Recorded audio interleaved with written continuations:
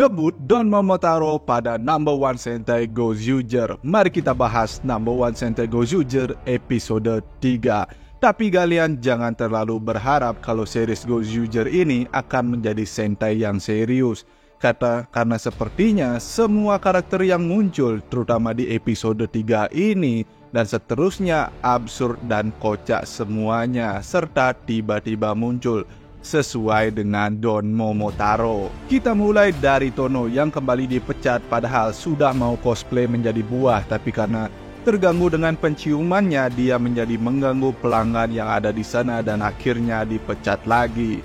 Menurut Byakuya yang tiba-tiba ada di dekat sana, setiap orang yang memiliki kontrak dengan Sentai Ring akan mendapatkan kemampuan tambahan sebagai efek sampingnya. Seperti Ryugi yang jadi kuat, Byakuya yang mendapatkan pendengaran yang tajam, dan Tono mendapatkan penciuman yang tajam sesuai dengan temanya serigala. Setelah Tono bilang dia terganggu dengan bau persik, kita langsung diperlihatkan dengan seorang Perdana Menteri muda yang karismatik yang mendapatkan dukungan 5.000%. Gimana cara ngitungnya bisa dapat 5.000%? Jauh melebihi jumlah masyarakat pemilih mungkin. Dia adalah Tokonatsu Atami yang diperankan oleh Kou Nanase yang sebelumnya kita kenal sebagai Ultraman Regial. Dan kali ini dia kembali sebagai Don Momotaro. Selayaknya Don Momotaro, kemunculan pertamanya langsung diangkat dengan sebuah tandu. Untung gak diarak seperti ogoh-ogoh. Bahkan Pak Atami ini tanpa ragu menunjukkan kalau dia adalah Don Momotaro, dan kelihatannya semua pendukungnya sudah tahu kalau dia adalah Sentai. Ditambah dengan jumlah pendukungnya yang 5.000%, berarti semua orang di Jepang tahu keberadaan Ren Sentai atau orang yang bisa berubah menjadi Sentai. Jadi sepertinya cuma Tono yang tidak tahu dia sebenarnya adalah Don Momotaro. Di sisi lain, Pak penjual buah yang berharap tokonya populer tiba-tiba langsung dirasuki oleh monster yang bernama Popular Number One. Mungkin beberapa monster ke depannya akan selalu begitu. Penerapan kemunculannya akan terus seperti itu. Nanti ada orang random yang ingin atau berharap sesuatu yang sesuai dengan keahlian dari monster tersebut. Lalu monster itu akan tiba-tiba muncul dan merasukinya, yang dilanjutkan dengan perlombaan sesuai dengan keahlian monster tersebut, yang ujung-ujungnya akan berakhir menjadi pertarungan. Sejauh 2 episode ini penerapannya seperti itu. Seperti saat ini monster populer ini datang mengacau di lokasi Pak Perdana Menteri berada, yang langsung saja diserang oleh Don Momotaro yang menunjukkan kemampuan uniknya. Dan Don Momotaro di sini bisa mensummon pasukan dari origami, yang awalnya aku kira dia akan memanggil member Don Brothers lainnya, tapi cuma ternyata origami yang bisa bergerak. Pertarungan ini berakhir dengan kekalahan dari monster populer itu yang akhirnya kabur. Setelahnya kita langsung berpindah ke kafe pemuja Tegasword. Saat mereka berbincang akan merebut cincin dari Don Momotaro, tiba-tiba di sana sudah ada gadis misterius yang dia adalah Sumino Ichikawa, yang nantinya akan berubah menjadi Gozoo Unicorn. Dia tahu detail tentang Pak Atami, bahkan dia tahu kalau 3 orang yang ada di sini semuanya memiliki Sentai Ring. Tapi saat ditanya siapa dia akan menjelaskan dia malah pergi karena sebuah pesan. Setelahnya kita berpindah ke lokasi monster populer yang sedang berusaha mengumpulkan popularitas dengan menghipnotis orang-orang agar mendapatkan pengakuan dari sang ratu. Tono dan Byakuya yang sudah ada di sana memprotes cara monster itu mencari popularitas dengan menghipnotis orang. Saat Tono ingin menunjukkan caranya, lucunya orangnya malah kabur. Byakuya yang memang seorang idol akhirnya menunjukkan kemampuannya menjadi populer dengan cara bernyanyi.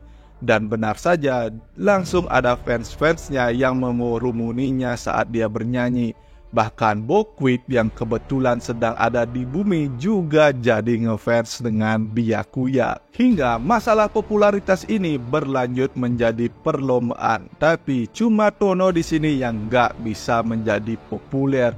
Dan setelahnya makin absurd lagi. Pak Atami tiba-tiba muncul seperti UFO dengan tujuan untuk membantu Tono menjadi lebih populer.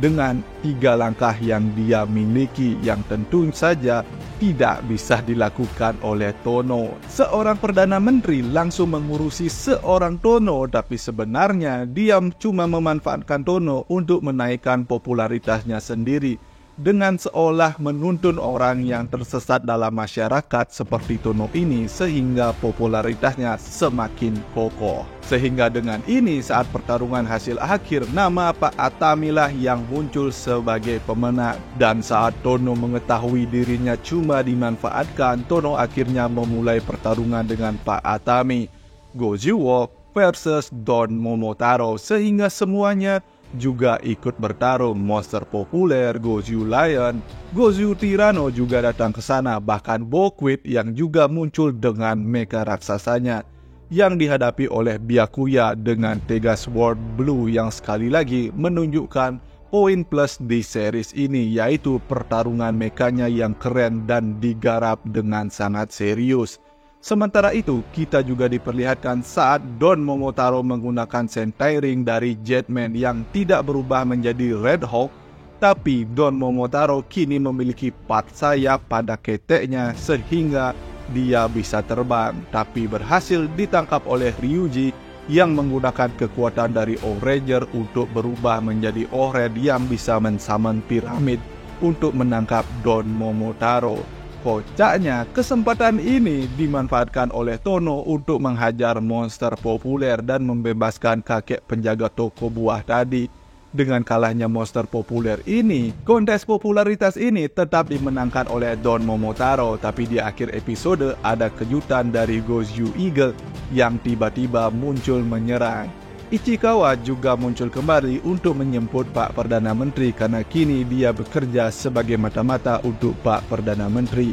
Akhir episode ini ditutup dengan Tono yang mendapatkan satu suara yang tulus dari Pak penjaga toko sebelumnya.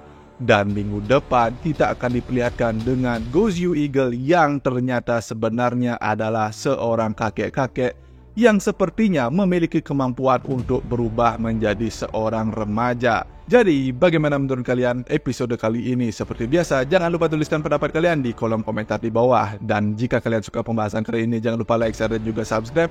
Thanks for watching, sampai jumpa di pembahasan dan berita ataupun pusat lainnya dari Drosatsu.